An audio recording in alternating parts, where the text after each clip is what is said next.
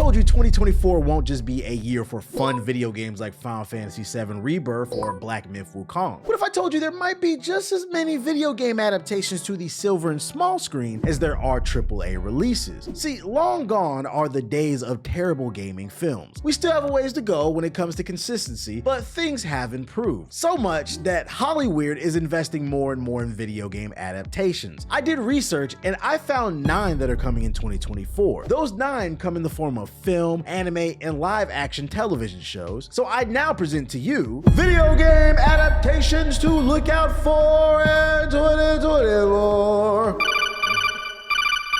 Sonic has been around since 1991, and let's just say he's had his fair share of ups and downs. From the highs of Sonic 2 to the lows of Sonic 06, we've all witnessed the journey. As of recently, Sonic has had a resurgence, and the crazy part is that it doesn't have much to do with his recent video games. The Speedster has caught a second wind due to what I'm dubbing as the SCU, or the Sonic Cinematic Universe. Sonic's first 2 movies were a financial and critical darling. Sonic Prime has been thriving on Netflix, and now we're getting even more content in 2024. Let's start with the biggest hitter, Sonic 3, which drops December 20th, 2024 in movie theaters. Fans are excited about this film because at the end of Sonic 2, Shadow was teased. And judging by early promotional material for Sonic 3, Shadow will not have a minor role in the movie. They're hyping him up early, so it's safe to assume we're gonna get some type of live action adaptation of Sonic Adventure 2. I just hope they play with the source material a little bit and give Shadow his guns in the movie. His guns didn't debut into his solo game Shadow the Hedgehog, but for the sake of the memes, we need a gun toter in Sonic 3. And they also need to recreate this scene from the game for the movie. Will you date me? Breathe if yes. Recite the Bible in Japanese if no. はじめに神は天と地とを創造された。 What the? 地は形なく虚しく闇が淵の表 Is に that あり actually the 神 Bible? の霊が水の表を覆っていた。 Can you stop breathing too? 神は光あれと言われた。 I would have preferred you just beat me up and call me gay. The second piece of Sonic content you should be aware of is Knuckles. This is a spin-off TV show from the Sonic the Hedgehog movies that will serve as a stopgap between Sonic 2 and 3. What we know so far is that Idris Elba will be returning to voice Knuckles in the show. Knuckles will be joined by Wade Whippy, who was that goofy cop in the second film, and this spin-off series is being described as a fish out of water narrative. Expect to see Knuckles struggle to adapt to his new home after the events of Sonic 2. It sounds like it has potential. I just pray they don't turn this into a corny good cop, bad cop type of situation. Let Knuckles be Knuckles and throw some hands, and at bare minimum, let him be menacing like this. Bro, are you flirting with my sister? Yes, I am. Do you want to die? Yes, I do. Knuckles' debut is expected to happen sometime early 2024 on Paramount Plus, so keep an eye out for that show. Last but not least, Season 3 of Sonic Prime is coming to Netflix January 11, 2024. I'm gonna be honest, I haven't seen Sonic Prime, but everyone that I know has seen it seems to really enjoy the show. According to Google, Sonic will be teaming up with friends and enemies to stop 9 from destroying New York City. I have no clue what any of that means, but one thing's for certain, when it comes to the destruction of a city, That's no good. Fallout is the legendary franchise from Bethesda Softworks that isn't afraid to remind you that there's a settlement on the map that needs your help. The games are known for their futuristic vibe, dark humor, and its immersive RPG gameplay. That's why between Fallout 3, New Vegas, and 4, this series has sold a whopping 48 million copies. See, with this post-apocalyptic setting and sales like that, it should come to no surprise that a TV show was greenlit. Fallout will be streaming on Amazon Prime's video platform in 2024. In the driver's seat is the dynamic duo of Jonathan Nolan and Lisa Joy. These are the 2 masterminds behind the hit television show known as Westworld. And seeing as they have experience bringing to life a rich dystopian world and thought-provoking narratives, I'd say you shouldn't be afraid to bet a few bottle caps on this show being at least decent. Here's what you need to know. Fallout is set in the year of 2077 and the world's fucked in the head, and you're fucked in the head. the world has changed. The United States has been destroyed by nuclear war, and survivors have been forced to live in underground vaults. This sounds gloomy, but the showrunners promised to keep things accurate to the game's signature dark humor. So one can expect to see a nice mix of post-apocalyptic environments complemented by silly interactions and satirical jabs at modern society. I think that's something Amazon conveyed very well in the initial reveal trailer, and that's the sole reason I have some hope for this show. The trailer also conveyed that action will be present in the show. This is great seeing as that Fallout is also known for its gameplay as much as its settings. For my research, showrunners claim the show will use a blend of practical effects and cutting-edge CGI to bring the world of Fallout to life. And since it's Amazon footing the bill for this show, I have no reason to believe they're lying. Let's just hope the VAT system gets some type of screen time to pay homage to the game. The show has stars such as Walton Goggins and Ellen Purnell on their roster. Walton alone has played Cecil in Invincible, the Sheriff in Hateful Eight, and Detective Shane in The Shield. Ella's also done work in Kick-Ass 2, plus she's the voice of Jinx in Arcane. The experience present on set is another reason I believe this show has potential to be solid. All in all, I like what I've seen from the trailer. There's already confirmation that the Brotherhood of Steel and the Super Mutants will be in the show, so I can't ask for much more other than some quality Easter eggs. We'll see what happens when Fallout drops April 12th, 2024 on Prime Video.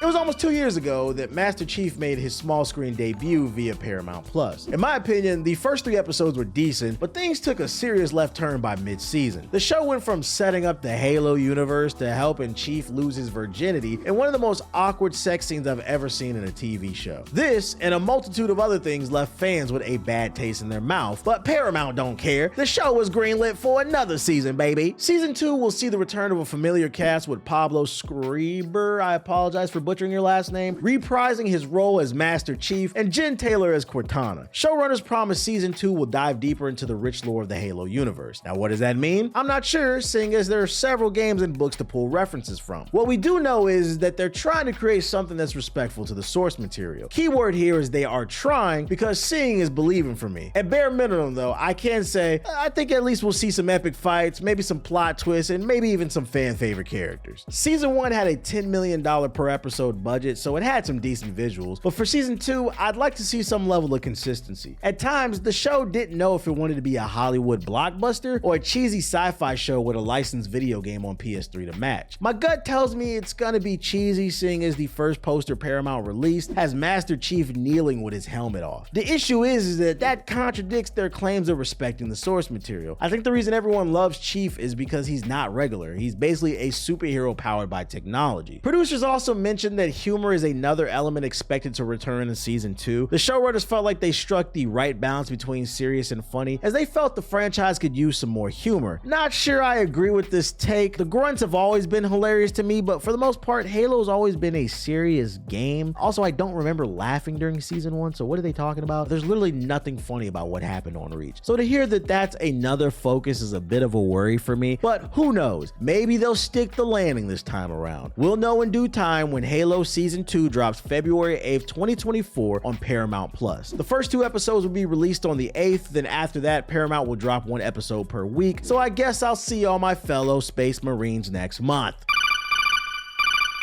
It's no secret Riot Games is set out for world domination. As League continues to do numbers, their fighting game Project L is looming over the horizon. But games aren't the only thing in their portfolio. In 2021, Riot threw their hat into the television ring with the debut of their show Arcane. It's an animated series set in the League of Legends universe that was met with critical acclaim. With season 2, I'm sure we're gonna get more of Vi, Jinx, and Caitlyn as they attempt to navigate the trenches. The creators have also hinted that more of the League roster may make the jump to the show, with many speculating we could see Warwick in season 2. You can expect the animation to remain top tier, but where showrunners plan to step it up is in the music department. The creators have teased that there are plans to implement music that better encapsulates the emotion of the show. Last season left off on a cliffhanger, so I'm sure many of you are sitting on the edge of your seat waiting to see what happens in season 2. But just in case you were unaware of Arcane or you needed a reminder, Arcane season 2 will be streaming exclusively on Netflix November 2024.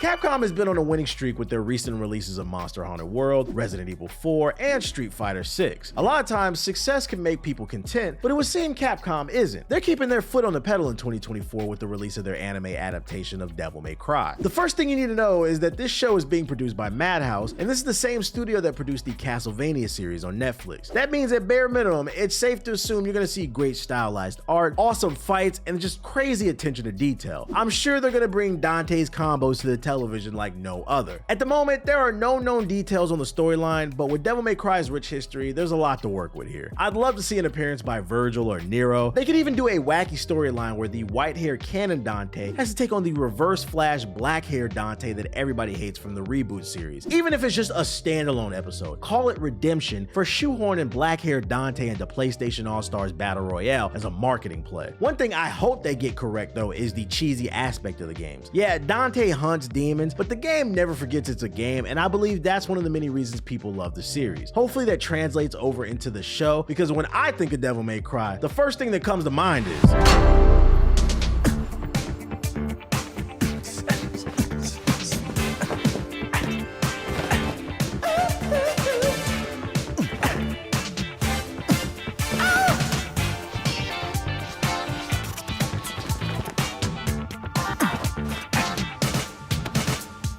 There's no definitive release date for Devil May Cry's anime at the time of this recording, but when you Google it, the results spit back 2024. So if it doesn't drop this year, blame Google Bard and not me. At bare minimum, we do know it's coming to Netflix, so be sure to follow them on social media to keep up with the latest Devil May Cry updates.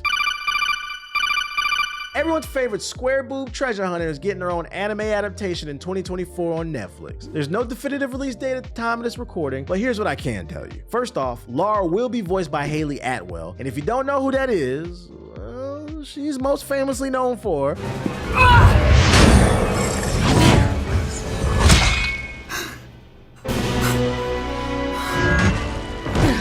Jokes aside, Miss Atwell has some solid acting chops, so I'm sure we can expect a solid vocal performance from her. As far as plot goes, the series is set to follow Lara on her adventures after the events of the Square Enix reboot trilogy. I can see this causing some confusion for those who haven't played the recent games, so hopefully they do a good job of catching everybody up in the first episode. Powerhouse Animation will be responsible for the visuals. They've done work on Netflix's Castlevania, Sonic Origins Cinematics, and the He-Man reboot Masters of the Universe Revelation, which is also on Netflix. Not much else is known about the upcoming series, but I do think they have a solid chance of sticking the landing. Between the sorry Angelina Jolie movies and the recent 2018 live-action Tomb Raider, Lara hasn't had any luck on the silver screen, so here's the hoping she can find success on the television. Return to Silent Hill is one I think that's flying under many people's radar. Yes, Silent Hill is returning to movie theaters in 2024. Currently, there's no definitive release date, but what we do know is that the plot of the movie will be based on Silent Hill 2, plus it'll contain more psychological horror elements. Reports claim they're attempting to modernize the story while remaining true to the source material. What does that mean? Who knows? What we know is that rumors claim familiar monsters such as Pyramid Head could make an appearance in the movie. To me, it's just strange how they claim this is gonna drop this year, yet the cast hasn't been revealed to the public. All we know is that Christopher Gans will be directing this film. He directed the last Silent Hill film back in 2006, and if you're wondering why you didn't know there was one in 2006, that's because that movie is currently sitting at 33% on Rotten Tomatoes because it fucking sucks. Now that doesn't mean Return to Silent Hill will be bad, but I will say you might want to say a prayer for this film to turn out well just to be safe. And once you're done with your prayer, do me a favor and click the card on the screen. I know many of you received a new PS5 for Christmas this past holiday season, and your shiny new PS5 is gonna need some games to play, so I created a video sharing what are the best PS5 games to date in my opinion. All you gotta do is click the card on the screen to find out.